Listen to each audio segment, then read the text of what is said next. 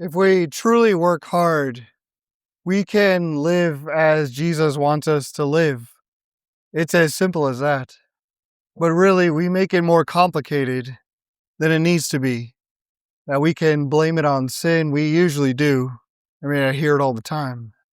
Many times we tend to blame it on temptation, which is not correct either. That's not correct.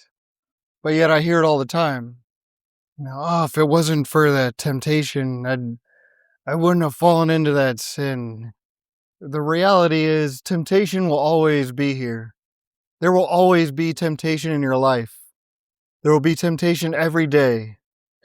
But yet, we tend to treat temptation as if it's like something that's almost impossible. Like we just want to raise our hands up in the air and go, woe is me. Oh, well.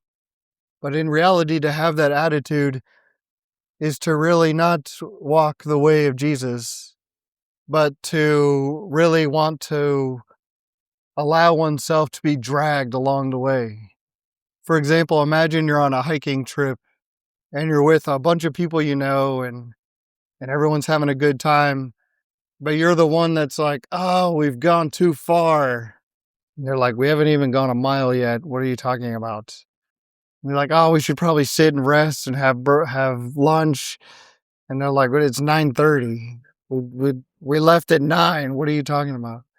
Right? Many people would probably be like, why do we bring this person? They're not invested. They're not involved. Part of you would probably be like, let's just walk faster and he'll just fall behind.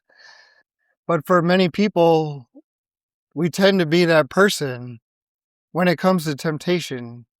For many times, we don't want to put in the work that it will take to really battle temptation, to really fight it, and to really overcome and persevere.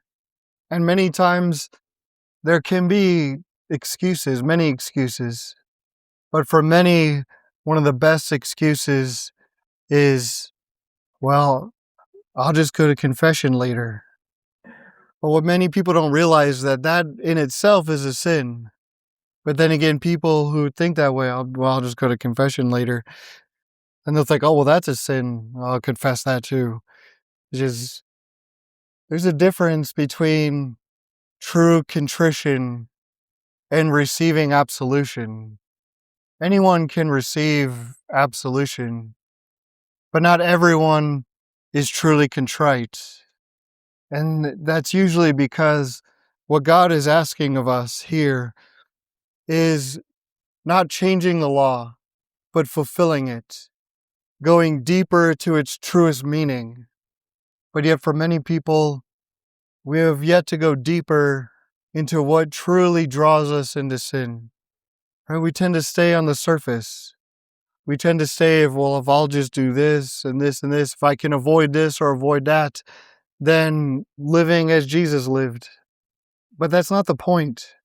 Too many of us have been stuck in a Catholicism that is centuries old, a Catholicism that is before the Second Vatican Council, a Catholicism that looks at rules and sins.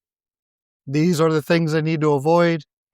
If I don't avoid them, then that's sin, and these are the sins I've committed, so these are the lists that I have to confess.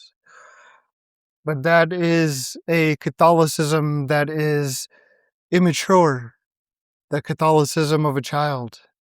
And that is not what Jesus is calling us to when he gives us these. You have heard it said, you shall not kill, and whoever kills will be liable to judgment. But I say to you, whoever is angry at his brother is liable to judgment. Basically saying if we're holding anger in our hearts towards others, we're doing the same thing as killing them.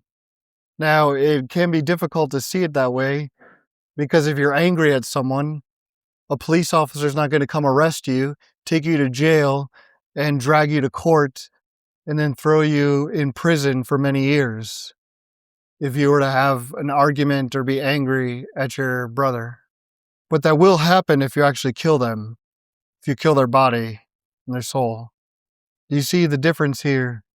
One is usually perceived as worse than the other, but to God, they're not. And so try to see this picture that sin has just a detrimental effect on one's soul. But it's harder to understand because it doesn't affect the body so much on the level of what we would usually see, right? Because we're desensitized. We're desensitized to things like murder because we see it all the time. Now, granted, there's a filter, usually a screen, but in movies and television, there is vast amounts of violence and murder and killing. And we become desensitized to it. And so there's a part of us that have become desensitized to our own sin. But there's also an opposite effect where we take it too seriously and it brings on anxiety and worry. It's called scrupulosity. It's like OCD, but for the things of religion and of God. That is also not of God. And so these two ends, where do we find the middle? Well, we are called to live as Jesus did. That is what he is calling us to live as he lived. His whole point of existing was to show us how to live, not just by a set of rules that were given to Moses, but something deeper than that, something more. And so how do we live that out? A few things. One, we got to read. We got to read scripture. We got to read about Jesus, about his life, about what he did. Not just hear it here on Sunday. If you hear it here on Sunday and it's the only encounter you have with the gospel, you have the same faith as those who were centuries before and were illiterate. You might as well just be illiterate. But God hasn't allowed you to so. God has given a gift of being able to read. I would think most of you can read, right? In school, that's what we're learned. And so we have this gift of being able to read this in our own home, our own time, when the vast majority in church history could not. And so we have a responsibility and obligation to do so. We have a responsibility to spend time with him in prayer. If we do not, it shows. It shows in the way that we confess, whether or not we're praying or reading scripture. It shows in one's actions, one's words. Like I always said, you basically tell us more about who you are than you realize. If you're here because the idea is, well, I'm supposed to be, or it's a mortal sin, that's not the right reason to be here. To be here is to worship God, to give him this time, to learn more how to be like him, to not just learn the 10 Commandments, but go deeper, not just to hear the Beatitudes, but to really challenge oneself on how to live by them. And it's not easy. Some of us will say our lives are not easy. Well, I mean, they kind of are. If you really think about it, they are. Because, I mean, it's only been in the last 50 years that you could have a warm shower, you know. Only could you go down on that road and have a vast majority of food to feed yourself. Our lives seem difficult because, one, we make them difficult because they're not as comfortable as they usually are. And if we really think about it, then that means there's an addiction to comfort. And so the way that we live now is actually hurting us more than ever before. Maybe not our bodies, but definitely our souls. Temptation is harder because of the comfort. Because if we want to make a choice and do something, we can, usually. If we want food at our table, we can get it there in 30 minutes or less. We don't have to hunt. Now we do hunting for fun. It's now sport. Our lives are drastically different than those in the Gospels. But that doesn't mean we're called to live drastically differently. These principles and what the Lord has to teach us still apply to us today. And I would say we are probably more hurt in the depths of our soul and more in need of God than in any time in history. And so if temptation is a struggle, Good. It should be. But if it seems almost unbearable, then take the little wins. Say no to little things, and the bigger things will become easier to say no to. The time to prepare for that is coming. So if you eat hundreds of pounds of chocolate a week, yeah, give that up for Lent, sure. That's a lot. Should give it up. But if you enjoy chocolate every once in a while, like I do, I enjoy chocolate. It's not going to be that hard to give it up.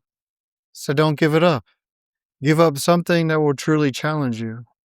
Give up something that will require you to go to your knees and say, God, help me. Give up something that will require work from your body and your soul. Because it's only in suffering that when we come out of that suffering victorious, it's truly worth it. Jesus would say that his suffering was worth it. Him being lashed was worth it. His flesh ripping from his bones. He said that was worth it for you.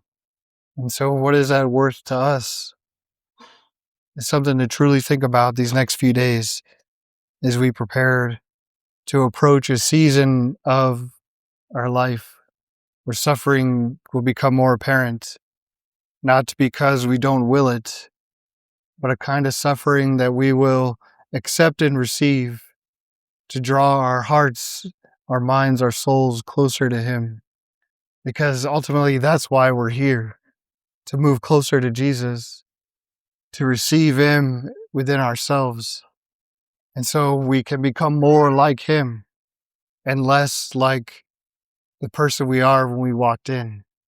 So this week, spend the next few days thinking about what you'd like to give up, what you'd like to add if you haven't thought of it already.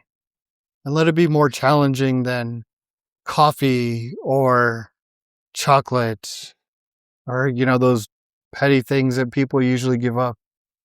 Give up something that will really make the next 40 days really difficult. And then one will see that temptation will be more laughable than more of moments of, oh no, here it is again. What do I do? Woe is me. No, but just laugh and move on with life because the Lord loves each one of us. But yet we've grown pretty comfortable to where it's easier to take it for granted.